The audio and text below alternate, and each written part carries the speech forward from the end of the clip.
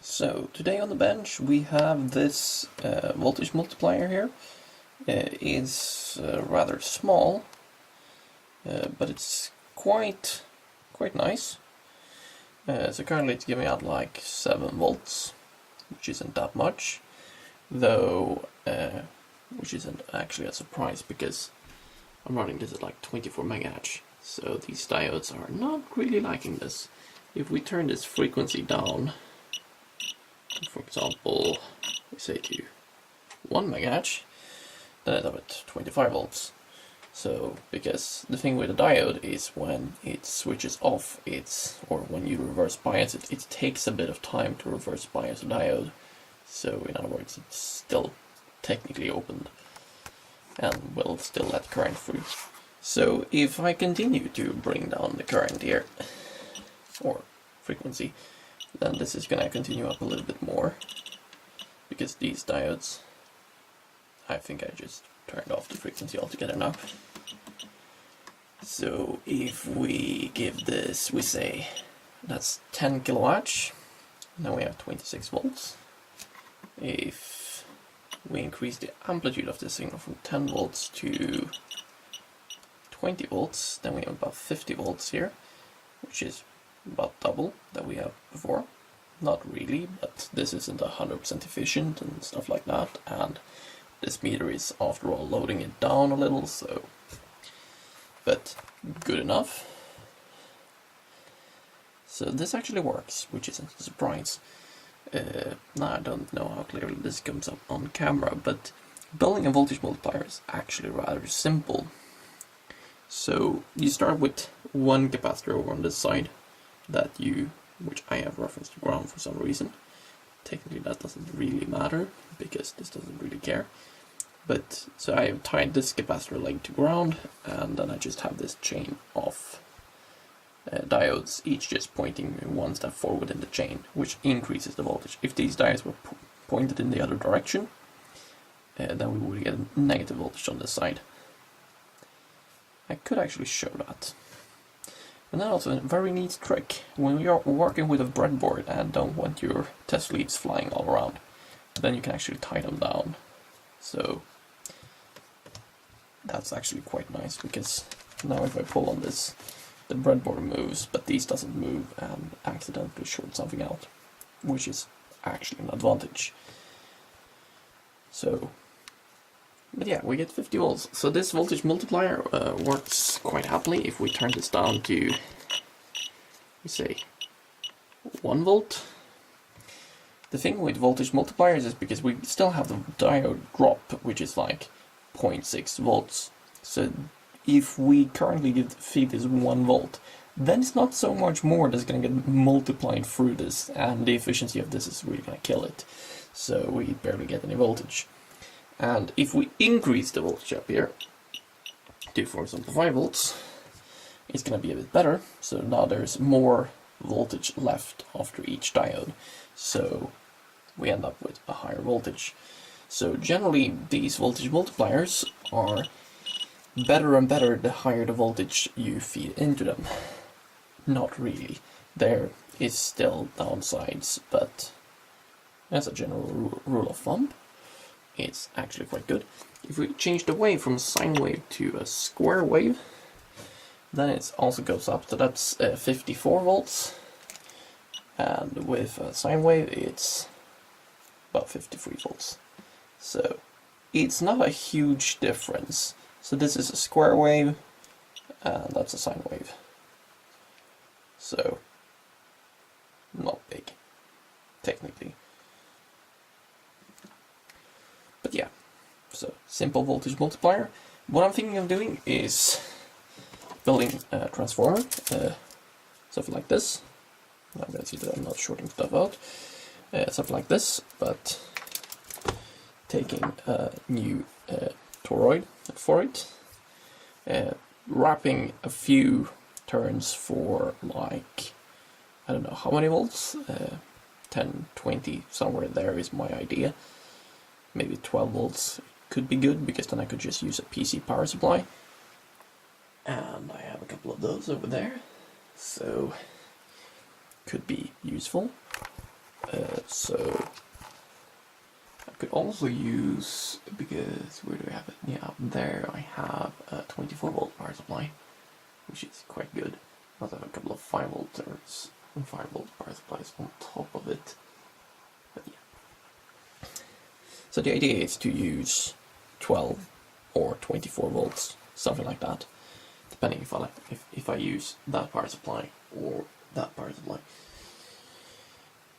So that's going to be the main side, and then the secondary is going to be, well, I'm thinking about 1000 volts, maybe 2000 volts, and of course then I'm not going to use these very, very small capacitors, because these here, they're rated for like 50 volts. And for all of you thinking that this is probably more than 50 volts, well, each one inside of here doesn't see 50 volts. They actually see the input between these two. The highest peak between these two is what each capacitor is going to see. So yeah, you could technically build a voltage multiplier that goes up into kilovolts with these, not really recommended.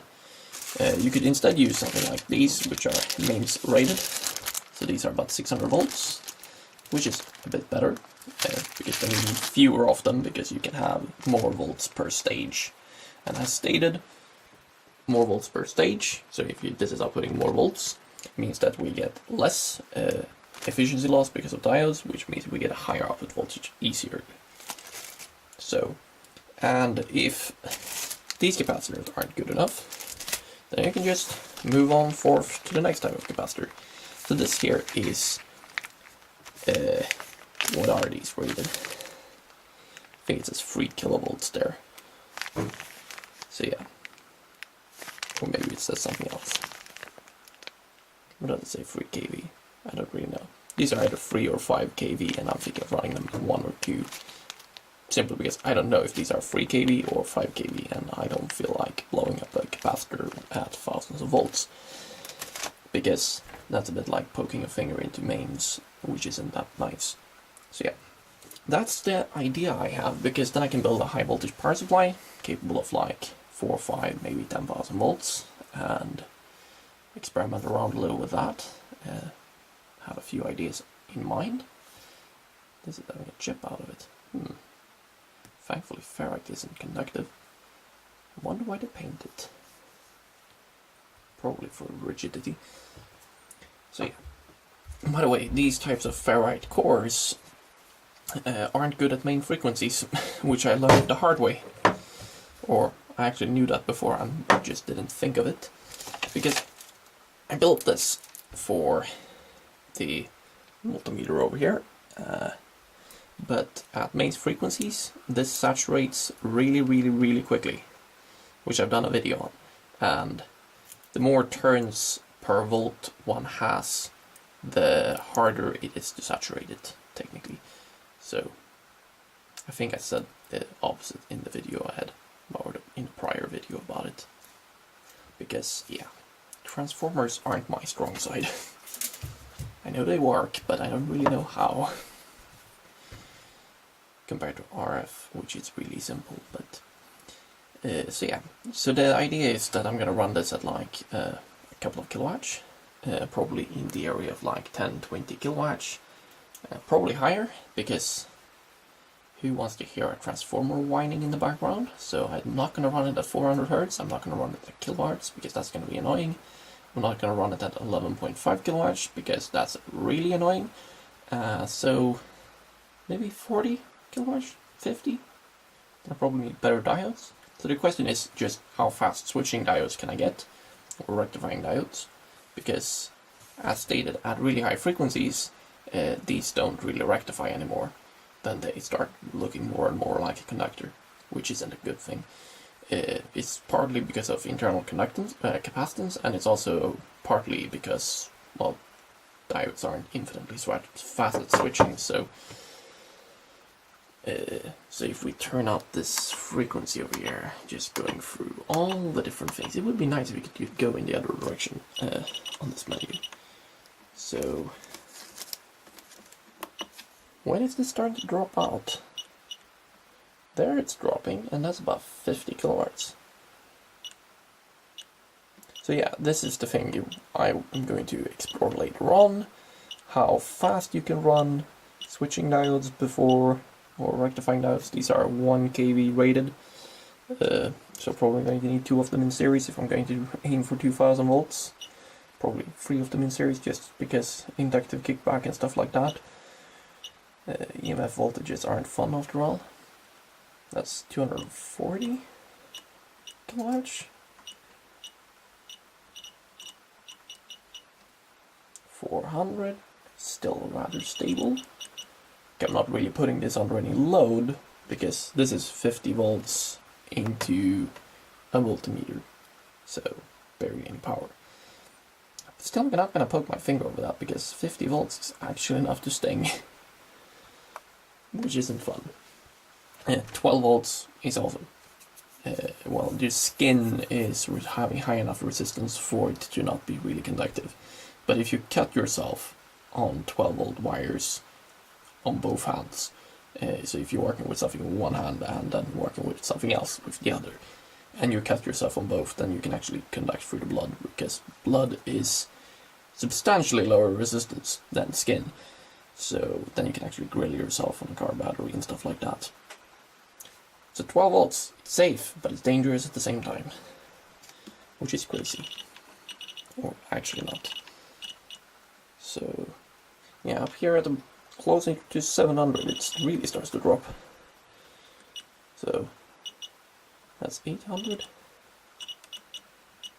That's 900. That's 1 meg. Really dropping like a stone. That's 1.2 meg. 1.4. So right now this is reading a lower voltage than what we're even putting in to start with, because we're putting in 20 volts and we get out 18, so not really good. We're losing 2 volts. If we take off a few stages, yeah, I haven't forgot about you. I'm going to turn you off. So yeah, if we take away a few stages, we can actually get higher efficiency. Can I show that on camera in some nice way?